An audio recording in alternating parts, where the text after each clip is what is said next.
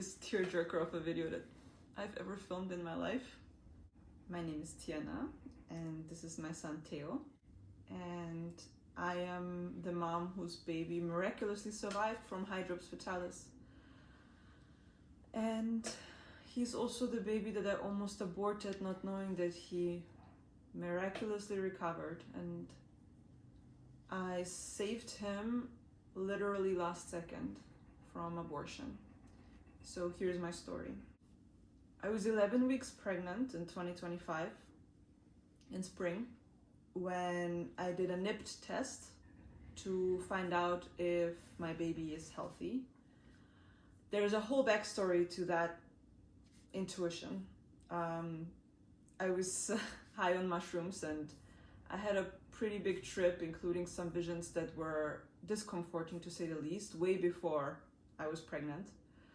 Basically, I was warned about the health of my first child, and I wanted to make sure that he will be as healthy as possible. So the first step to get to, cover all the bases was the NIPT test. And part of the NIPT test in Austria at the time, where I was visiting, was to also not just do the blood test, but to do this, the ultrasound, the sonography. And that's when we found out that baby Theo had in fact a condition that I've never heard about, Hydrops Fetalis, which means that he had swelling and liquid filling underneath his skin, on his back, on his stomach, on his chest. And there's different, let's say, versions of it. You can have it inside your organs, around your skull, inside your brain. In his specific case, it was mostly on the back, but also on his chest, and I believe a little bit around the skull area. The way they measure this is by measuring the thickness of the liquid from the spine to the skin, and everything in between would be the accumulation of liquid that they measure in millimeters. If you're above 3 millimeters, according to my doctor at the time, you are at a, let's say, lethal stage. My baby was at 4 millimeters at the time. According to the sonogram, he was 10 plus 4 weeks old. However, according to my calculations, he was above 11 weeks because I knew the conception date. Doctors say it doesn't really matter, especially if you have an irregular period, but as I am a pretty spiritual person, as I said, this video will probably challenge your scientific beliefs, and it definitely even challenged mine, and I'm spiritual. But I had a dream the day I conceived that I would be pregnant. So I know exactly when I was pregnant. It was a week in advance. And you're the friend. And you're the friend that the dream. Oh yeah, so the day I woke up from the dream, where literally an angel told me that I was pregnant, and it was not the biblical kind of angel. It was more like the Lord of the Rings kind of angel, like what's her name, Galadriel? Galadriel is in Lord of the Ring, but isn't? It's in Lord of the Ring. Yeah, Galadriel. So she looked like Galadriel. She's an elf. Yeah, but she looked like Galadriel. And she was very serious, and she told me, you're pregnant. And I felt like I fucked up. Like, I felt like I did something wrong because she was so serious. It was not like, hey, you're pregnant. It was more like, you're pregnant. And it felt like something big and heavy is waiting for me.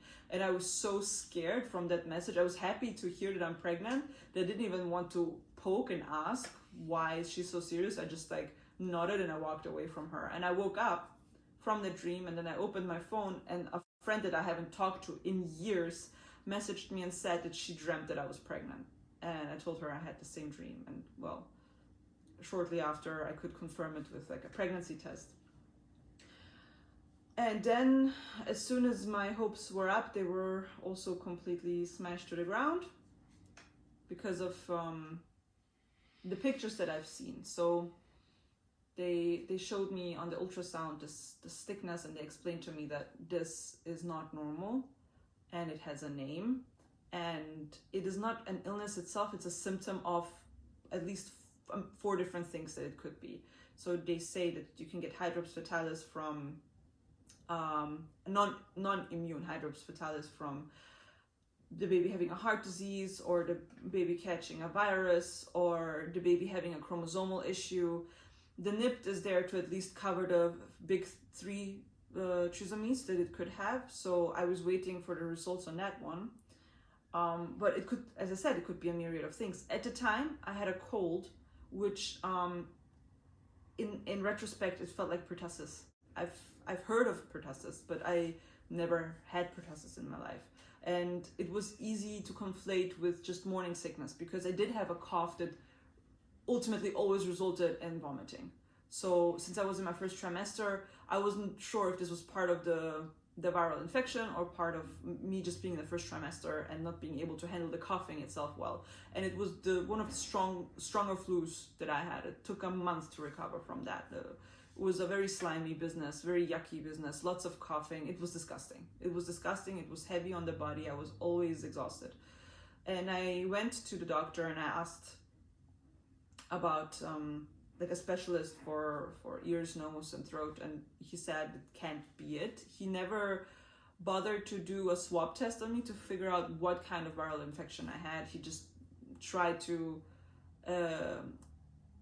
as carefully as possible, help me remedy the symptoms. And I say as carefully as possible because you as a pregnant woman, if you're pregnant right now, you know there's virtually nothing that you can take if you have a cold, because I guess the pharma industries are not confident enough to put their label on it and say, yeah, this is safe for pregnancies. Which can really suck if you have something serious or something epically difficult to deal with. The day I received the diagnosis in Austria, I had 2 doctors giving me a debrief. The doctor that looked at me, because in Austria you don't have a lab tech, you have the gynecologist look at you directly, and the chief doctor of that clinic. Both women explained to me that they have never seen a case this severe get better on its own. They predicted that my baby would be incompatible with life and that I should be prepared for the worst, which would be a spontaneous miscarriage, or that I'll eventually might have to abort the child if it doesn't leave my body by himself. They told me to just to be safe, come back in a week. However, we had planned a trip to Croatia and the tickets were booked, and I just told myself, you know what, there's doctors everywhere. I'll just go to a clinic in Croatia, get a second opinion, and hope for the best.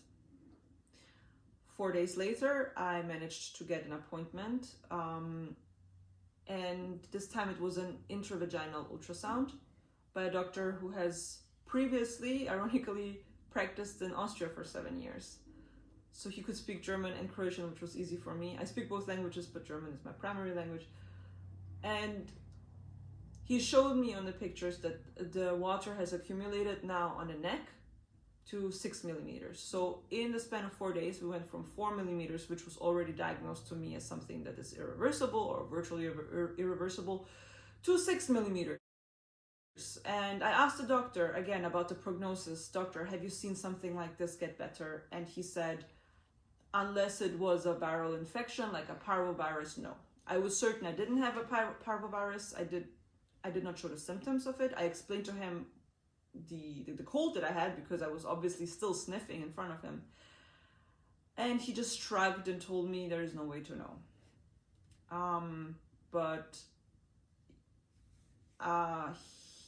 he also didn't give me hope that this could get better.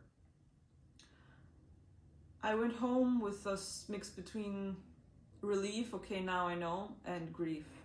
And I kept oscillating between the two. I was grateful that with today's technology, you can find out pretty quickly where you're at in your pregnancy and you can mentally prepare for a miscarriage. And at the same time, I was utterly heartbroken.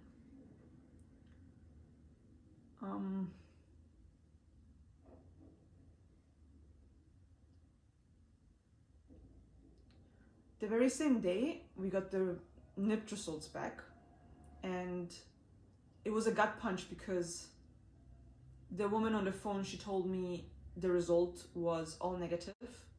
he did not have any of the trisomies that we tested for.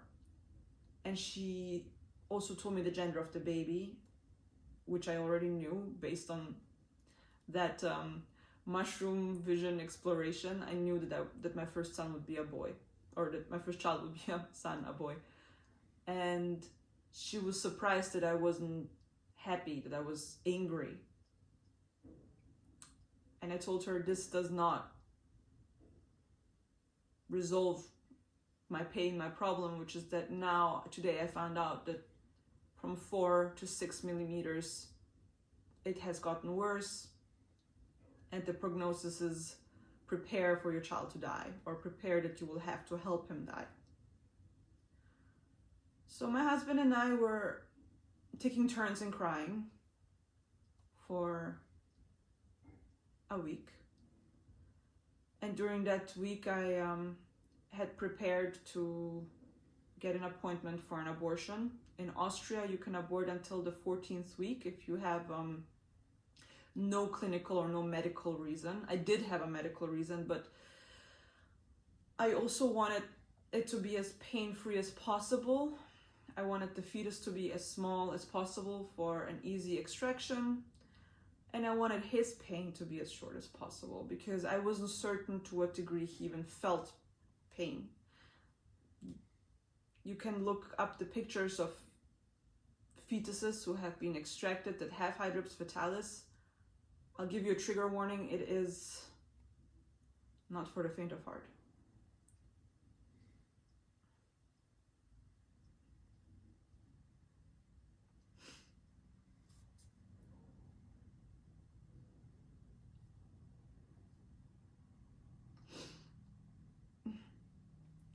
The very same day that we got a negative NIPT,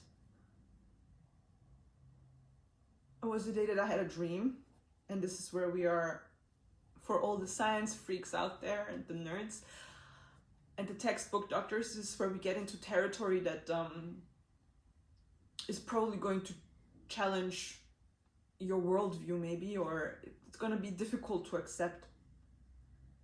It was difficult for my husband to accept, but for me it's second nature because I am spiritual by nature. I've always been.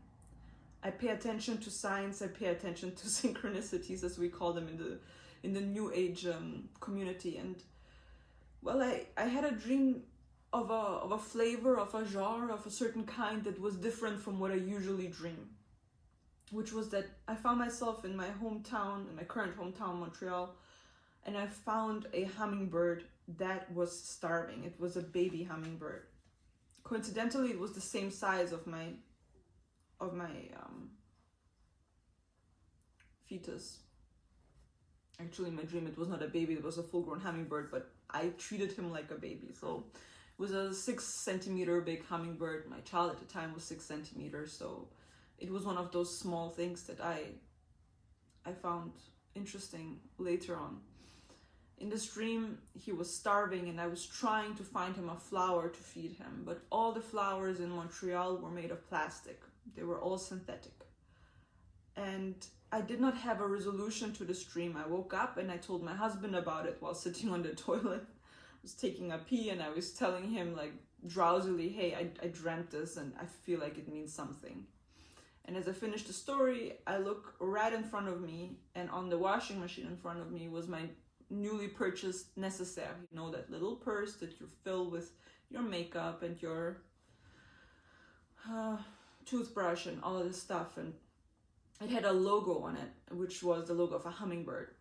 And my eyes popped almost out of my skull, and I was like, okay, this is a sign. And so I Googled, what does the hummingbird mean in the world of dreams and symbolism? And it told me, have hope, or having hope in the darkest of times, in the worst of times. It is a messenger from the spirit world.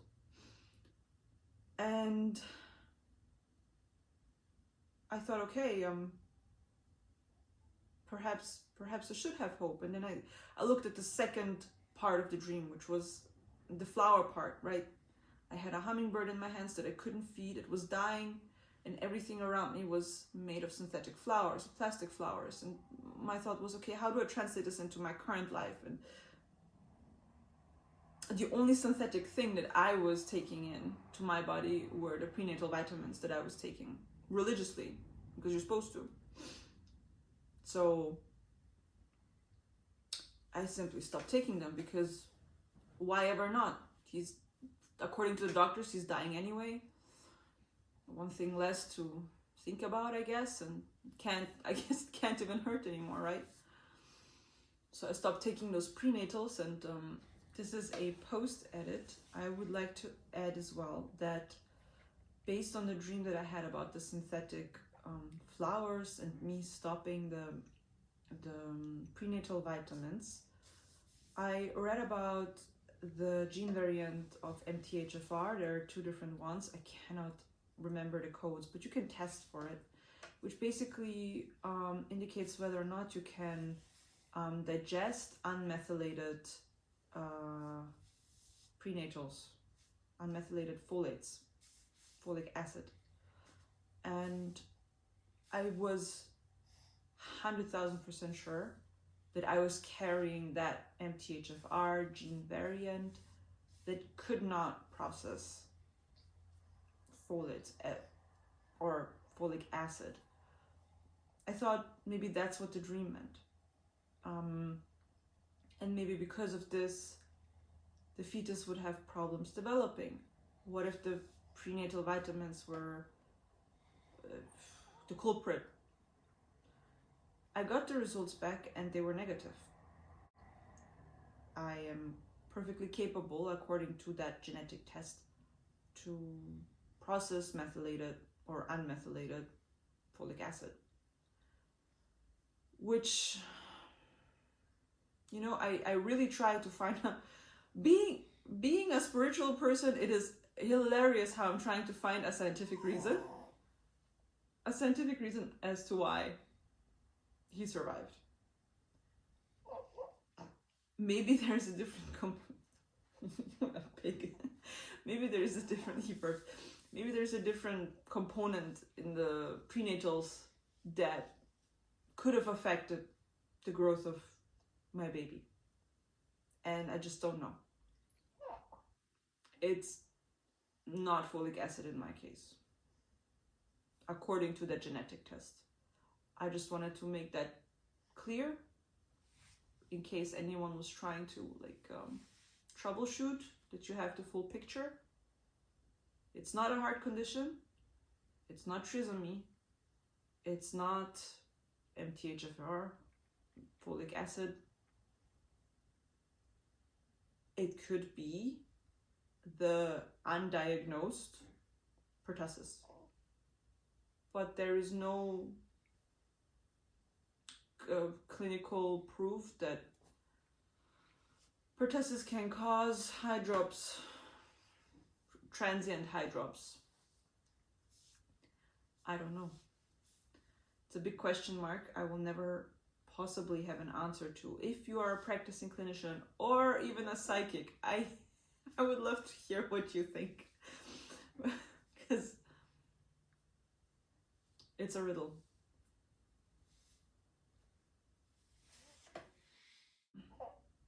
I fly back to Austria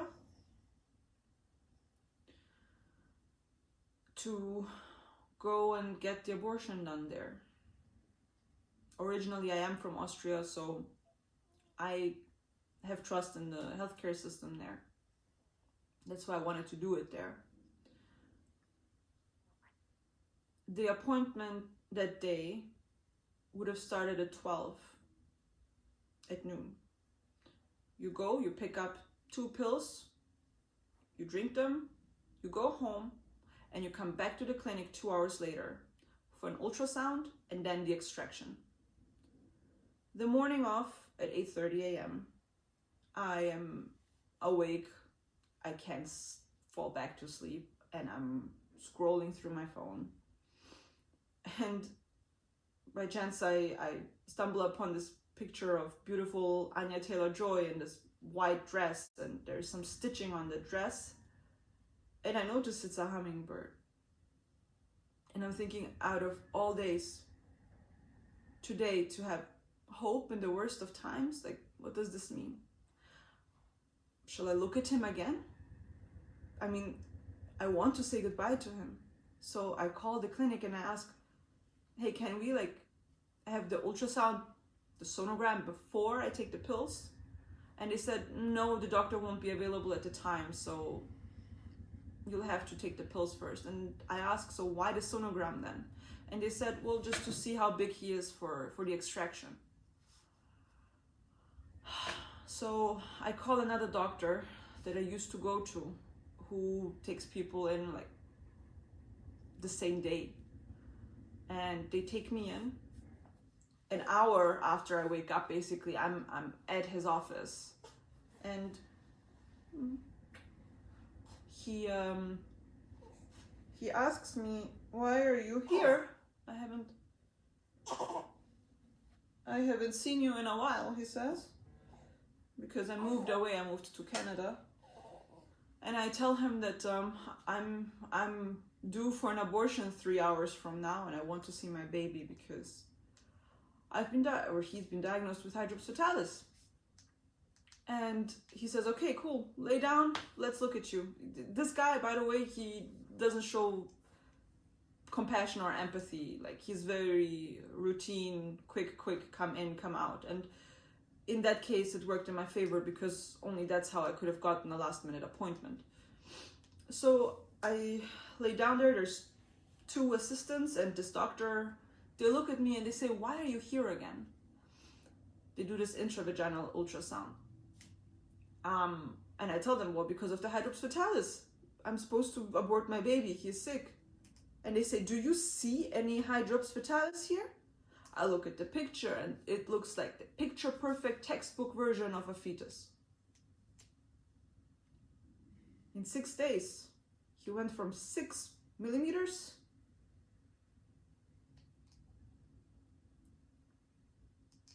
back to under 3, precisely 1.8. I almost aborted a perfectly healthy baby. Because I was scared.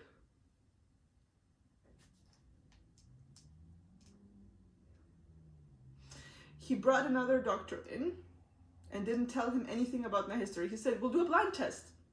I won't tell him anything about your case.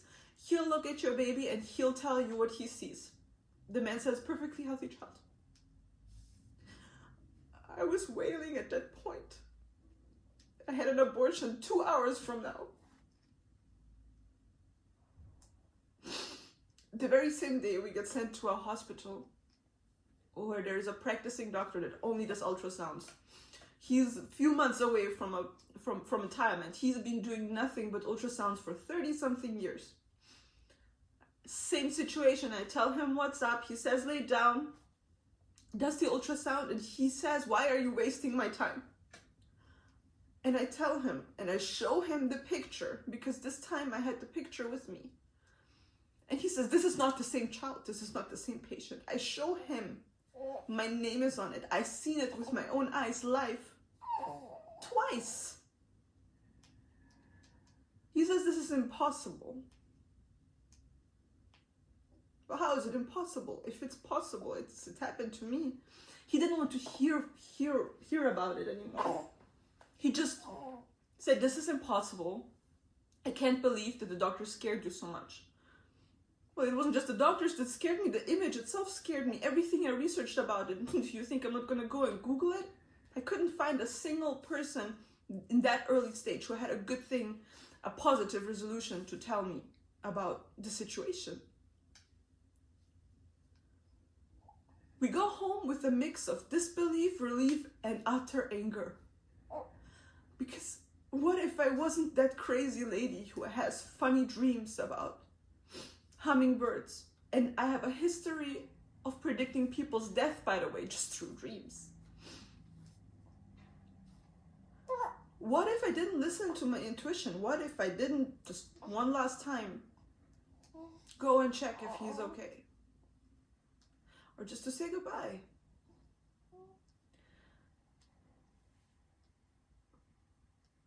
On the day of the planned abortion, our friends and family prayed for us. I didn't dare to pray because I didn't have that kind of credit with God. I'm spiritual, but I was raised Catholic, and I was kind of turned off by Catholicism after how I was raised and what the Catholic Church has done, and don't really agree with everything that the Bible says. I'm New Age, you know. I believe in reincarnation and karma and all of that. But I do believe that prayer works.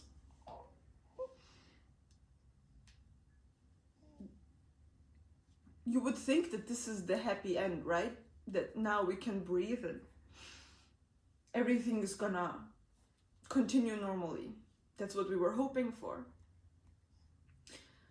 We returned from our trip to Europe back to our new home in Canada, and at this 22nd week we have another ultrasound.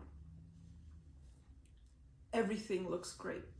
Before that, we even had a picture perfect cardio ultrasound where for 1 hour the doctors, 2 doctors present, were looking at every single chamber of the heart, at every single artery and vein, at how it was pulsating in and out, what rhythm, what volume the blood was pumped in and out of the heart. Picture perfect heart. So at the 22nd week mark, when again we got a great ultrasound, we had a debrief with a new doctor who just read our file, probably really quickly, I don't know. And she looks at me and my husband and she says, yes, today it looks good. But you know, there could be a myriad of things wrong with him. He could be deaf by now. Are you sure you want to keep it? At 22 weeks, I was by the end of my second trimester. I was showing. Perfectly healthy baby. She scared my husband, who is terrified of being the father of a potentially disabled child. Almost convinced him to even consider an abortion. At that point I told him, you have to kill me to get the baby out of me because I'm not going to go through this. At this point, fuck, I learned ASL, I don't care. Guess what I'm learning now? With a perfectly healthy baby. I'm learning ASL, American Sign Language. And I'm gonna teach him sign language. Just as a fuck you to her.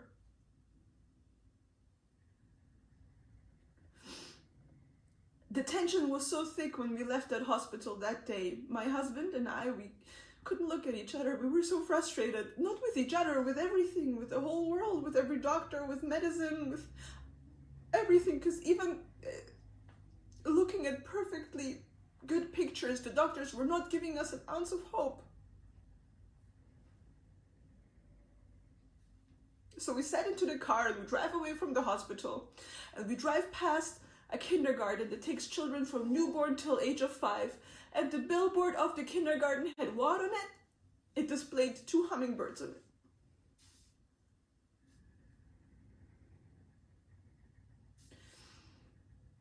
You know, the day after my child was diagnosed as okay, the day after the scheduled abortion, my sister made me watch an episode of, what's it called? Superstore? And maybe some of you have seen that episode, and I'm paraphrasing, but 2 women give birth in the hospital. There are 2 women of different classes in the American healthcare system. They know each other through work, and they happen to be placed in 2 different rooms divided by a wall. One of them looks out of the window and she says, wow, do you see that hummingbird outside? They never show that hummingbird. Hey Amy, look quick, I see a hummingbird out my window, do you see it? Uh-huh. I don't think you're really looking. I am. What color is it? Green? Yeah, okay. Nice, right? So nice. Have hope in the darkest of times. So every time I was losing faith or I was scared, like 5 weeks after we found out that he recovered, I had a stomach ache that was, it felt like cramps, and I was scared I'm gonna lose him. I laid down and I tried to relax. I was in company with family. And somebody around us, she mentioned colibri in French. So I asked her what she was talking about, and she said, oh, I'm talking about this trip that I had in Argentina, and there were so beautiful colibris out there. You can't make that shit up. Like, she didn't know that that is a signifier to me that everything's gonna be all right. And you have to have the type of mind to believe that this is not a coincidence. That these things, they are divinely guided in your direction. And you have to listen.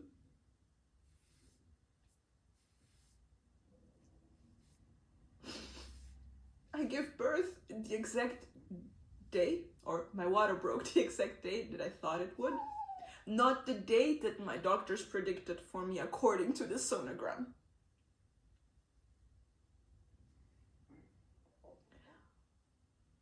I am telling the story because a week after my recovery, a girl reached out to me that heard of my story. A family friend told her about me. She had the same diagnosis as me, and I had so much hope for her because it turned out for the best for me. So I tried to give her hope. She told me she read a similar story like mine on Reddit. And I told her, that is my story. I wrote that story. What is the chance that a story that blew up on Reddit with 140,000 views in just a few days was the same story that she read? She said to me it was the only story that gave me hope. It was the only story with a good outcome. So that's what I was trying to do for her. I was trying to give her hope. However, a few days after I met her, she found out that her baby has already died and has been dead for about 6 days. She had to give birth to the fetus. It wasn't an abortion. They made her give birth to him, or her actually. And it clarified to me that the doctors, they had good reason to believe that illnesses like these are lethal. Most likely lethal. Which showed me that indeed I was looking at a miracle baby. But at the same time, I can't be the only woman on planet Earth who gets to have miracles like this. So I'm telling this story to get the word out that indeed there is hope. It might not be Hydrops Fetalis for you. It might be something else. But I want you to listen to your intuition. It is great that we have the technology to predict illnesses, to pinpoint where it hurts and what is wrong. But I have had a history of, let's say, malpractice with doctors. I suffered from endometriosis for 10 years, being gaslit about just being very pain sensitive. I knew I had endometriosis. It took 10 years to convince them to get me a laparoscopy, which is basically the only way you can diagnose it. The MRIs didn't show it. The ultrasounds didn't show it. They had to cut me open, put a camera inside, and see it for themselves, and ultimately burn it out. In Austria, they burn it out. In America, here, they cut it out. So I had a predisposition to be very careful about what the doctors say. And I already trained myself to listen to myself first and foremost, because no one knows your body like you do. No one has to live inside of your body, inside of your mind. Listen to the quiet voice inside of your head. Disregard. If people call you crazy, if you believe it, it might be worth listening if you don't have a history of schizophrenia or something, but give give your voice, your inner voice, a chance, because it saved my baby's life hours before the abortion.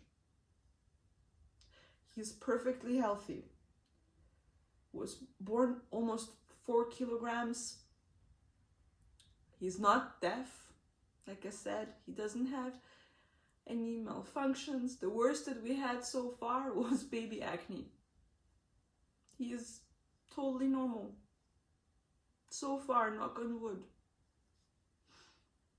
So,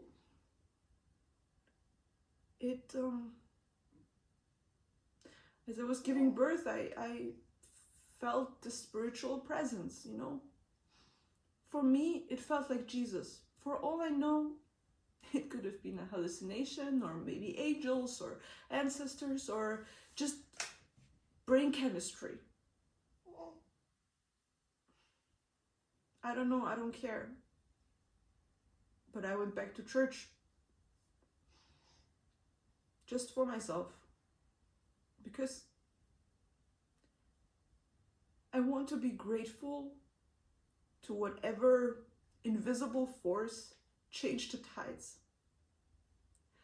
And even if I'm addressing the letter to the wrong person, be it Jesus or God or destiny or the universe or Buddha or Allah or whoever, I'm sure that my thankfulness will eventually arrive to the right ears. It can't hurt to be thankful. So thank you for your time. I hope this inspired you to have hope.